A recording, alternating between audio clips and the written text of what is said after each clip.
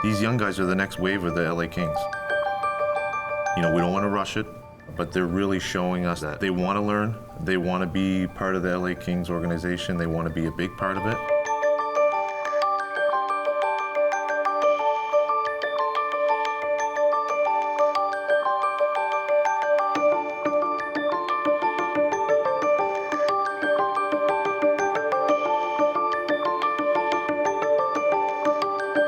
In the years past, you know, we'd have 1 or 2 or 3, maybe at the most, young draft picks in the lineup. And now this year, it's 9 first-year players.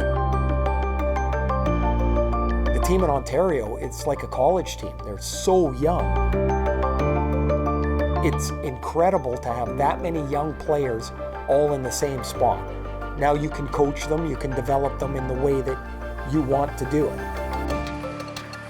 We got some really high draft picks and really high talent down here. We're young, but you know, we know that we just gotta keep working together and kind of almost get familiarized with each other because we know we're gonna be playing with each other for years to come. There's one jump from turning pro to the American League. And their eyes are wide open when we try to, you know, not warn them, but, you know, it's going to be hard. It's a hard league. It's an older league. These guys are playing for their jobs. These guys have families. And they don't really kind of understand it until they start playing games and like, wow, this is a hard league. At this point, these guys thought they had a pretty good idea of what they were as players, and we have to help morph them into what works for pro hockey. It's exactly what I did at the NTDP. How you bring along a bunch of guys with accolades that become frozen once they arrive in Southern California. What you did before doesn't matter anymore. The National Team Development Program has been a staple of mine since I was 16 years old. I was fortunate enough to play on the first 2 years of it. And then I went on to Notre Dame and played 4 years of college hockey there, and then 4 years in the East Coast League semi-pro. Racing in after the puck, and there's the head coach who played in this tournament for the United States back in 1999, John Wroblewski. From there, I got into coaching and went right back to the NTDP. Spent 3 years of the program getting my feet wet and got into pro hockey. Started off in AA hockey as an assistant and then head coach in Atlanta for 2 years at the AA level. Went to Rochester in the American League for 2 years and, of course, made my way back to the NTDP as a head coach. It wasn't like I was scratching and clawing to get out of Plymouth, out of Detroit. We loved it there, and I loved representing my country. But the opportunity and I think the responsibility to join the Kings in LA and to take over the reign was the fit that I was looking for. Some of his ideas and thoughts were going to challenge a little bit of our group, and it was something we were excited about. Some of his skill set, experiences he had in the past, and where he's at, I thought we felt would fit well with our group.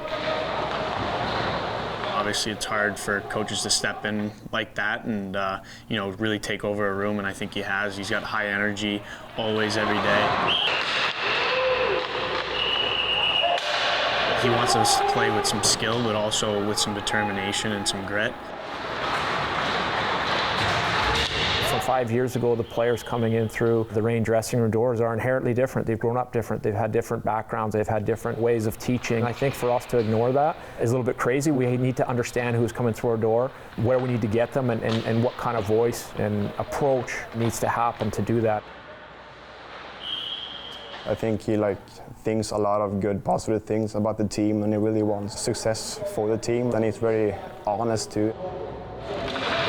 He's a player's coach. He always is checking in on guys, seeing how they're feeling. I think he's very approachable, but also he knows when to be hard on guys and to push you, and I think he's got a great balance with that. I think it's being perceived as the new style, but I think if you want to go back to Wooden, it was probably the ultimate communicator. I think that's how everyone would maximize their potential, whether it's a hard-nosed communication or whether it's an arm around them. You know, it's one thing to work with the wagon, with the team that's got a bunch of established guys, and I look forward to that day too.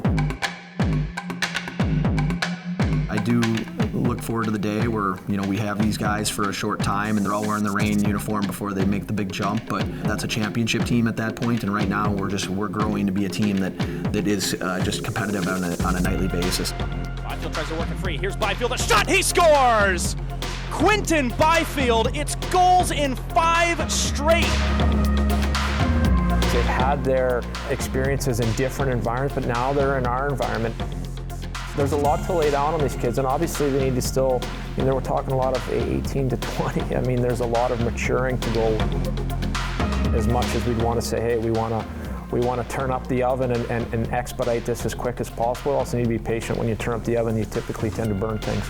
Backdoor feed. Kaliev, and he scores. Jersey with the penalty expired. Fagamos drive, scores. We all know that they want to help us become better players and people, and everything we're doing now is to help us try and make the NHL and help the Kings whenever we're called upon. Rasmus Kupari takes the ice all by himself, making his NHL debut, and making his NHL debut, Arthur Kaliev.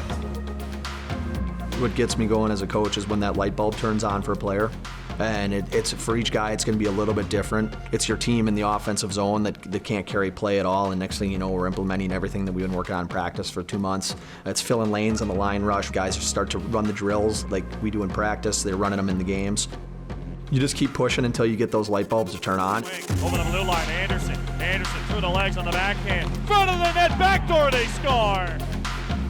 These young guys, it's the enthusiasm of really want to be in the best. I mean, we have so many, I don't want to name names, we have 8 or 9 or 10 guys that could be on the club in 3 years.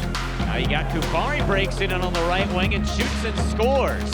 Patience is hard. It's the hardest thing to be patient, but we ask everyone to be patient because it's going to happen.